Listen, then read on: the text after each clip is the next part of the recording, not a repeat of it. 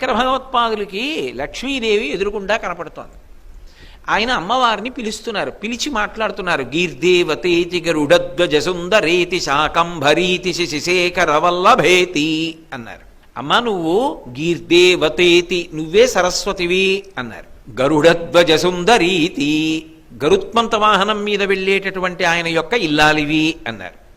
గరుడధ్వజ సుందరీతి శాకంభరీతి, ఒంటి నిండా కూరగాయలు తగిలించుకుని పళ్ళు తగిలించుకుని నువ్వు శతాక్షి అన్న పేరుతో అనేకమైన నేత్రములతో నీటిధారలు కురిపిస్తూ ప్రజలని ఒకనాడు కాయగూరలు అన్నమిచ్చి ఆదుకున్నదానివి నువ్వే.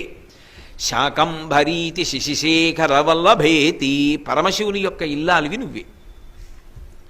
ఈ మాట శంకరాచార్యులు వారంటే అవ్వా అవ్వా అవ్వా అవ్వా, నేను సరస్వతినా, నేను లక్ష్మినా, నేను పార్వతినా?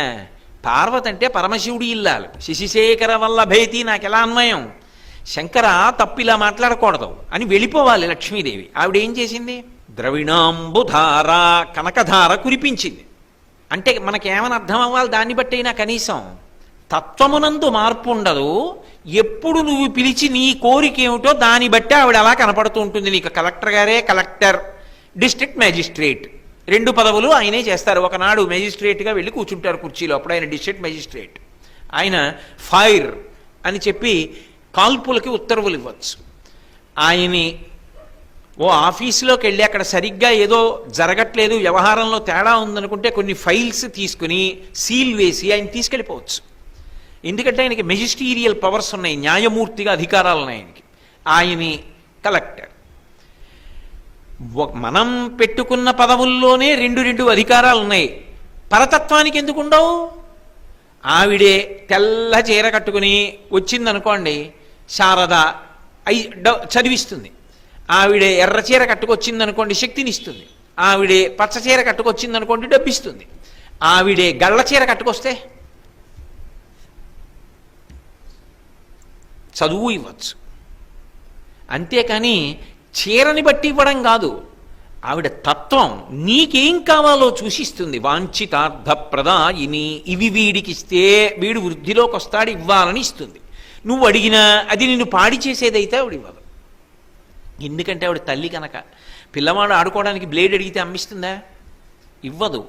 తత్వము ఒక్కటే ఉంటుంది. అది ఎవరు ఆ స్థాయికి వెళ్ళిపోతారో వాళ్ళు మాత్రమే ఆ పండిన స్థాయిలో మాట్లాడగలరు. అందుకే శ్రీయన గౌరినాబరగు చెల్వగు చిత్తము పల్లవింప భద్రాయితమూర్తి అయి హరిహరంబగు మూర్తిని దాల్చి అంటారు తిక్కన గారు భారతంలో. శ్రీయన గౌరినాబరగు, లక్ష్మి అంటే గౌరీ. లక్ష్మీ అష్టోత్తరంలో ఏముంది?